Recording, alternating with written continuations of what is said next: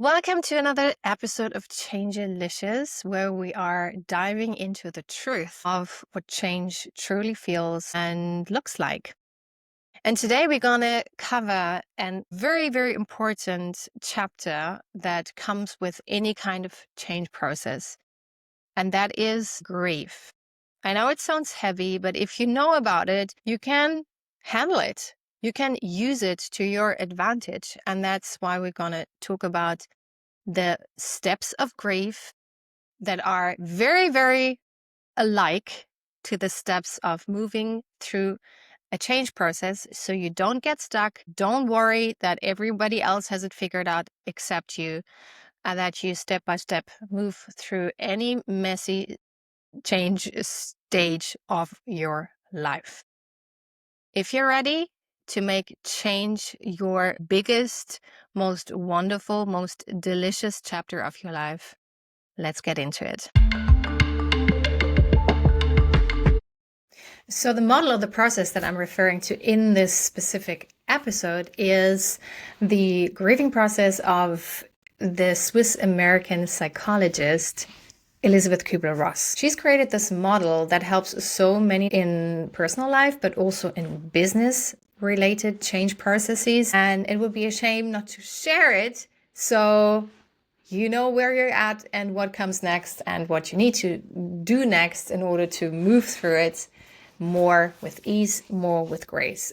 And then we're going to add a sixth step that comes out of my drawer to complete this navigation system, GPS, through your meaningful change. Why is grief so important? Because, well, you might have noticed you are leaving an entire version, an entire identity behind. That means also relationships that worked until this point, but no longer are aligned with the new version you're becoming. The job that you're doing, the business you are creating, you are leveling up.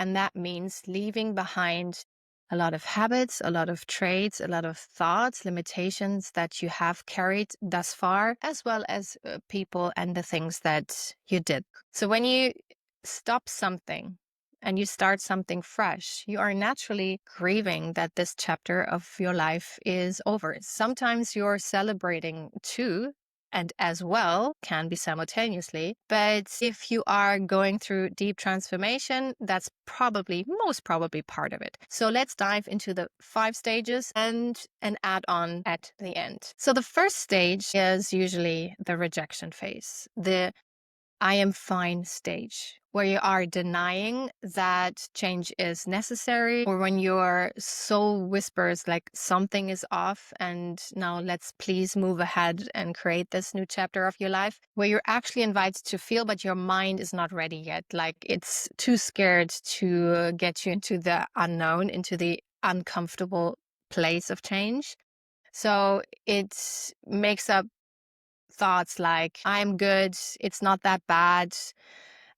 This is just how life is, other people have it way worse than me. That's normal. That's protection. That's not apathy. Because facing the truth, that needs capacity. And here's the thing, you can't truly grieve what you haven't acknowledged yet. So that is a very common first step. Don't feel bad if you're in that step. It's just the way it is. The second phase is usually some kind of anger. Anger is not a bad thing. It's fire. It's when you step out of this apathy into something that moves you. That can be rage, resentment, this thought like, why did I do this for such a long time? Why again? Why did I put up with this for again another round of BS? That can feel extremely, extremely heavy and very uncomfortable if you are this kind of people pleaser, if you are taught to be a good girl, a good boy, if you are taught to be polite. You try to push it down, but it bubbles up. Like you can feel this. Very, very normal stage. And that anger is something you can utilize so wonderfully. It's actually a very delicious energy if you utilize it. So it's how I see it, it's the rebellious energy that goes against the lie, goes against the mask, and that wants more. that wants you to level up, that says enough of it, you deserve better. So let it move, let it cleanse, let it clear, so you're able to move ahead and into the third stage, which is negotiation. And that is like the bargaining stage, the negotiation stage where like, maybe I don't have to fully leave. Maybe there is a compromise in here. What if I stay, but I just change the rules or some of the rules? Or, okay, I'll tolerate this for another 6 months and then I'll decide. This phase feels like motion, but often this is a very sneaky stage because it is dressed up as sort of logic, like a clear head. But it's truly your identity trying to hold on because your brain doesn't want you to get into the unknown field. And truth doesn't negotiate, it just knows. And it wants you to choose at that point. So in order to move ahead and jump ahead, choose quickly and act quickly. Not from a place of fear and panic, but from a place of, okay, I have this glimpse in my heart and it's telling me, it's pulling me towards the new direction. Now we come to the stage most people don't talk about. And we can't talk about this enough because we don't want to be stuck in the fourth stage, and that is sadness. If we are looking at it, acknowledging it, we can then move through it. Because if we push it down, if we shove it under the rug, it might stay forever. And you're like circling around it, blindfolding yourself and trying not to feel it. But then you're not moving ahead and into the next stages that are actually waiting for you. So sadness is number 4, very, very common. The grief becomes visible now. If you let it, it's the letting go, mourning what was and maybe didn't fit the illusion you had in your head. Even if it's no longer aligned, that part of letting go feels like sometimes a cut. And we have to acknowledge that cut and soothe that cut and not put a plaster on it, but let it heal. This isn't weakness at all. This is called love and self-love, especially. Love who you were at the time. Love who you are right now, how you developed, and love the version of you that tried the best and is creating the best decision right now for the future to come. Sadness is truly where the nervous system feels a relief because finally your system says, I don't need to hold this anymore.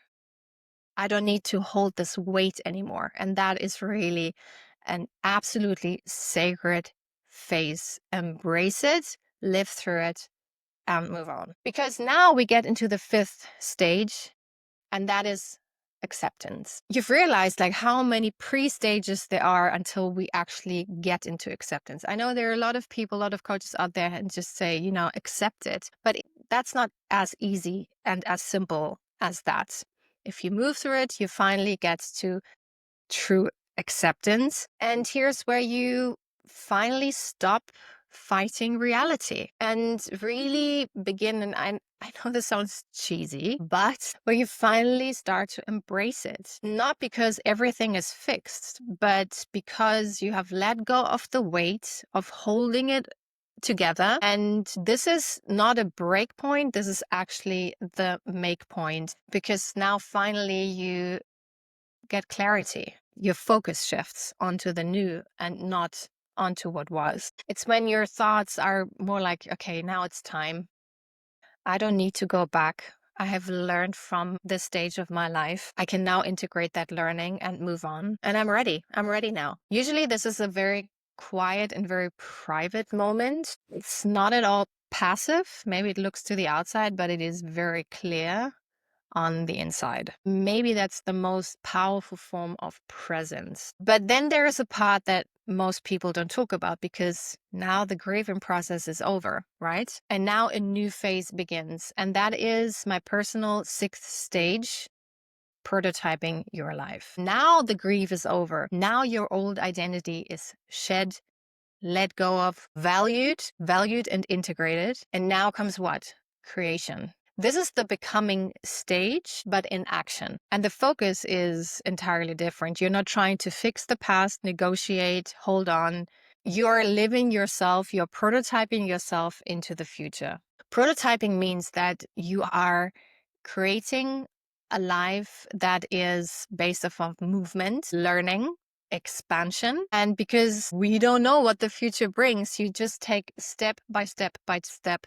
Not perfectly, not all at once, but in an experiential mode, create the life that you actually desire and that is more aligned to your actual truth in tiny, sacred choices along the way. And you prototype your life now from that new version of yourself, so you will get new results. That is the absolute crucial pivot point. And maybe that means putting up strong boundaries and saying no to things that come along your way that is more aligned with the old version of you than the new. Maybe that means creating new projects, new relationships, embracing new hobbies that feel absolutely delicious to the version of you now ready for that change. And always starting before you're actually ready, because it's not about perfection, it's about prototyping. Huge difference, because that's where you gain insight. That's how you train yourself and rewire your story, reframe your story by doing, creating, having ownership, getting more clear, because clarity is a process, and step by step molding, shaping this new reality. So let's recap 5 stages of grief plus 1 of prototyping your life. Where are you right now? Please comment below where you're at and what you're willing to do in order to get to the next stage. Wherever you are perfect at that point, because it is all a process. You're not too late. You're never broken. You're just becoming. And that is a sacred time of your life. If this resonated, share it, revisit it, and let me know how it goes. So this is Changelicious. This is how we change for real, without the fluff. Thank you so much for your time. Thank you for being here. And until next time. That's a wrap on another Changelicious episode where transformation never tasted so good. If your soul's feeling fed, don't forget to follow, leave a love note, aka a review, and share the goodness with somebody really ready to flip the script. For more juicy insights and sweet inspiration, follow me, Hedi Schäfer, and let's keep stirring up change that sticks. Until next time, stay real, stay bold, and keep it Changelicious.